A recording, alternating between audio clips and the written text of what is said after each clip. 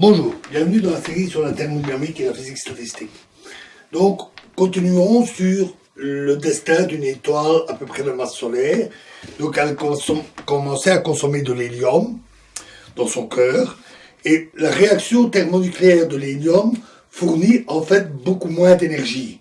La principale production est donnée par la fusion de l'hydrogène. L'équilibre s'établit donc qu'avec un cœur plus dense et plus chaud pour avoir plus de réactions thermonucléaires. Cette chaleur intense provoque un gonflement de l'enveloppe de l'étoile. Donc le cœur se contracte et l'enveloppe, elle, se dilate. La surface de l'étoile s'éloignant du cœur, elle se refroidit et juste en surface, elle est plus froide et l'étoile prend une teinte rouge. C'est le stade de géante rouge. Une étoile comme notre Soleil atteindra un diamètre qui englobera les orbites de Mercure, Vénus et probablement même la Terre. Notons que pendant cette phase, l'enveloppe est beaucoup moins dense, puisqu'elle s'est dilatée alors que le cœur, lui, s'est contracté.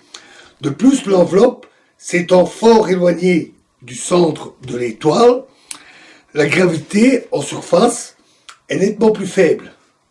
Sous ces conditions, le vent solaire, qui est un flux de particules qui vient du Soleil, des particules qui sont émises à forte énergie à cause des hautes températures de surface, 6000 degrés pour le Soleil, ce vent solaire pour les nains rouges devient extrêmement fort et une grande partie de l'enveloppe de l'étoile va finir par s'évaporer, se disperser, s'évacuer dans l'espace, formant un nuage appelé nébuleuse planétaire, tout à fait reconnaissable dans les images des télescopes, parce qu'elle a une forme plutôt ellipsoïdale, avec une tache brillante au centre qui est son étoile.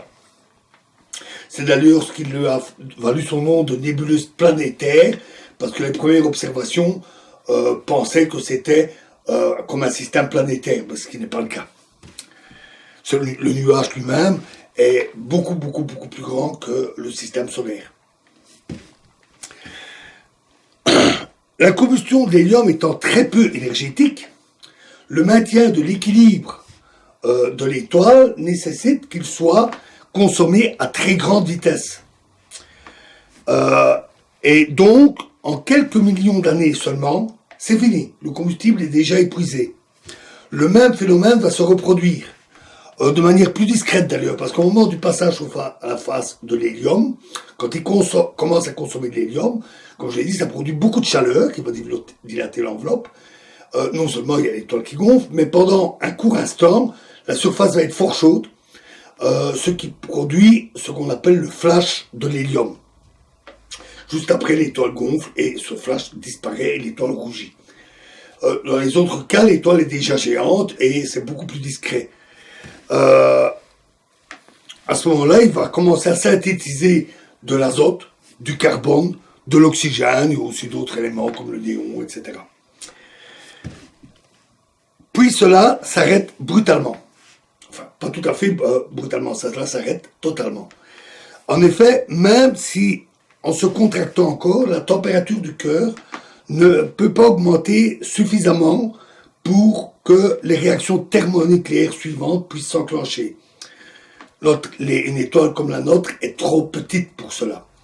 Si l'étoile était beaucoup plus massive, la contraction sur son propre poids serait suffisante que pour enclencher les réactions suivantes et provoque des réactions de fusion d'atomes de plus en plus lourds jusqu'à arriver au fer. Le fer qui, dans les masses du tableau périodique, est à peu près un peu plus que la moitié. Alors, pourquoi ça va jusque-là, pas plus loin? Parce que le fer est le noyau le plus stable. C'est le plus stable de tous. Et sa fusion ne produit pas d'énergie. Elle en consomme. De même que sa fission consomme de l'énergie. Donc, c'est vraiment le noyau le plus stable et c'est presque un stade terminal qui explique d'ailleurs la grande abondance du fer dans l'univers. Et dans ces cas-là, au moment où la consommation de carburant se fait de plus en plus rapidement, jusqu'à arriver au fer, et là, ça s'arrête brutalement. vraiment un arrêt brutal. Et l'étoile, le cœur de l'étoile s'éteint, presque comme ça, et donc toute l'enveloppe, à ce moment-là, tombe, s'effondre sous son propre poids, et s'écrase sur le cœur de fer. Il y a alors un rebond, un simple rebond, comme un élastique, boum, et en plus, cette forte contraction de l'enveloppe, qui contient encore beaucoup d'hydrogène, provoque une flambée de la fusion thermonucléaire qui fournit énormément d'énergie, et qui donc amplifie encore ce rebond.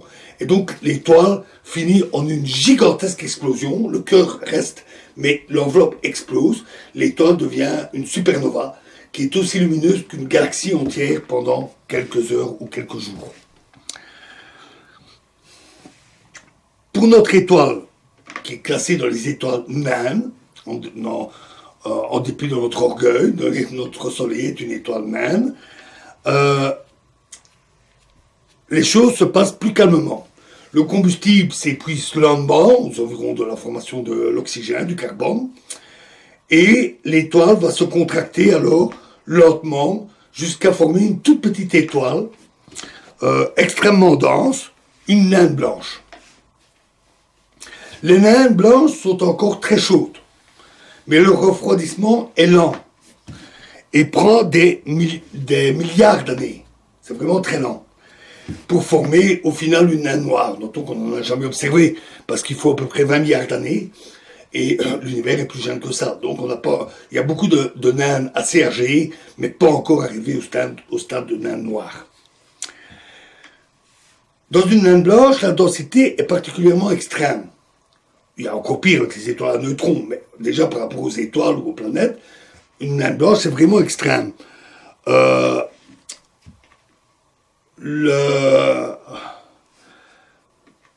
Sa densité, donc, pardon, le cœur de l'étoile s'est effondré sous son poids jusqu'à ce que l'étoile, ou plutôt son noyau et une partie de l'enveloppe, ait atteint à peu près les dimensions d'une planète, de la Terre. Donc imaginez ce colossal soleil qui se ratatine en un objet de la taille de notre planète. La densité est d'environ 10 tonnes par centimètre cube. C'est énorme. Un centimètre cube, c'est une cuillère à soupe. Donc imaginez, vous avez un gros smirmorque dans une cuillère à soupe. C'est la masse. Dans cet état, les noyaux des atomes sont très proches les uns des autres. Presque à se toucher. Les électrons ne sont plus liés aux protons, aux atomes, pardon, aux noyaux, pas simplement parce qu'il n'y a plus de place. Autour de chaque noyau, il y a plein d'autres noyaux. Donc il n'y a plus de place. Et les électrons vont alors se déplacer librement. Et ils se comportent comme un fluide qui baigne la matière. Dans 1 centimètre cube, il y a environ 100 millions de fois plus d'électrons libres que dans un métal. Il n'y a pas meilleur conducteur électrique que la matière d'une naine blanche. Et d'ailleurs, c'est aussi un phénoménal conducteur thermique. Et la température d'une naine blanche est extrêmement homogène. Contrairement à notre Soleil, qui a des variations de température de quelques centaines de degrés d'un endroit à l'autre, les endroits les plus froids étant les taches solaires, une naine blanche, elle a une température vraiment très uniforme.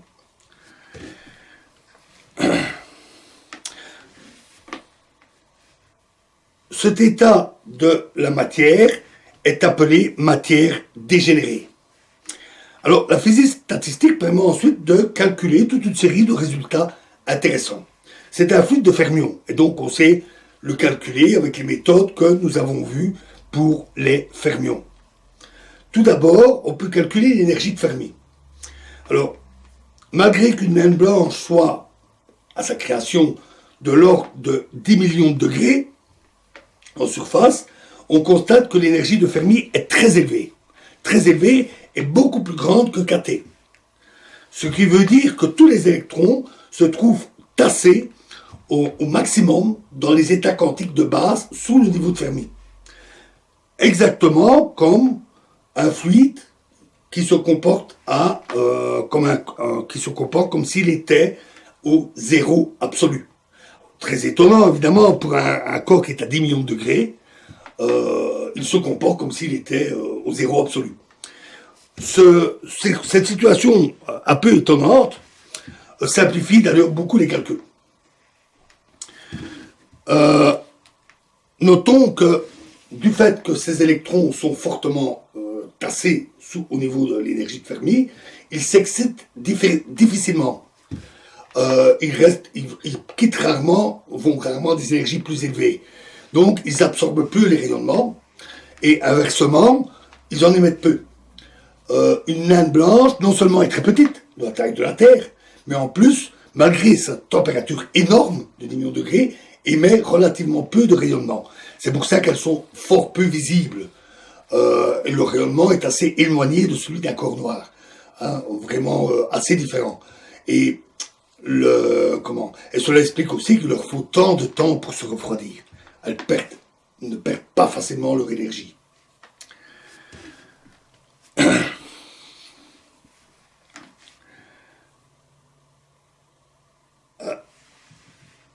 Donc, tous ces électrons étant tassés à leur état de base, ils ne peuvent pas se contracter encore plus dans un volume plus petit. Cela engendre une pression qui empêche cette contraction, une pression dite de Fermi, qui contrebalance le poids de l'étoile et qui explique que la naine blanche est un état stable, un état de mort de l'étoile. Il est possible de calculer exactement cet équilibre entre la gravité et la pression de Fermi. Et on trouve que pour une étoile homogène, la masse ne peut pas dépasser 1,72 fois la masse du Soleil.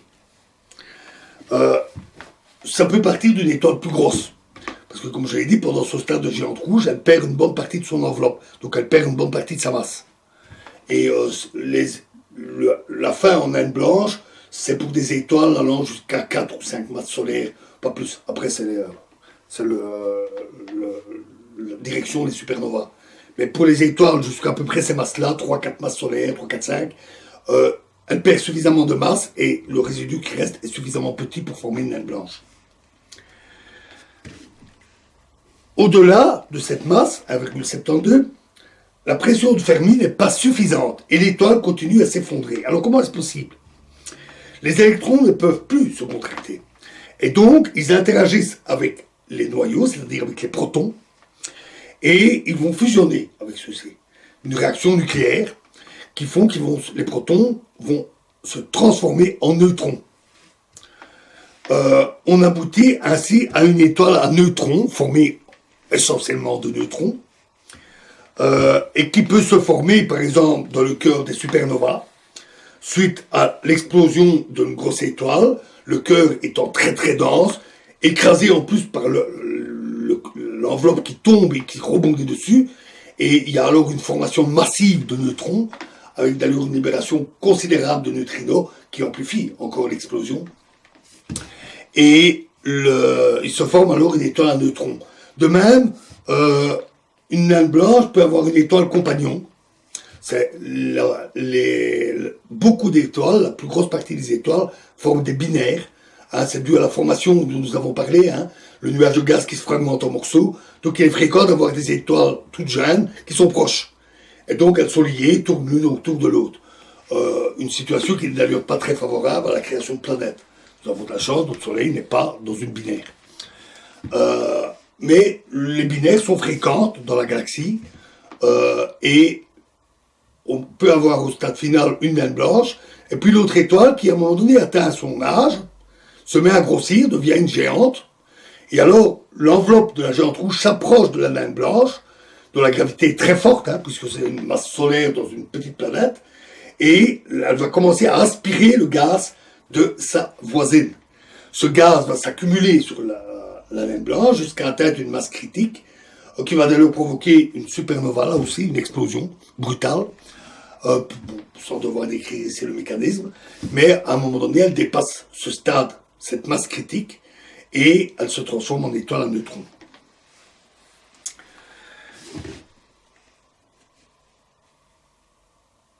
Alors, un calcul plus réaliste, qui tient compte de la variation de densité avec la profondeur, parce qu'elle est évidemment plus dense au centre qu'en surface, conduit à un calcul qui donne une masse limite de 1,44 masse solaire, donc un petit peu moins.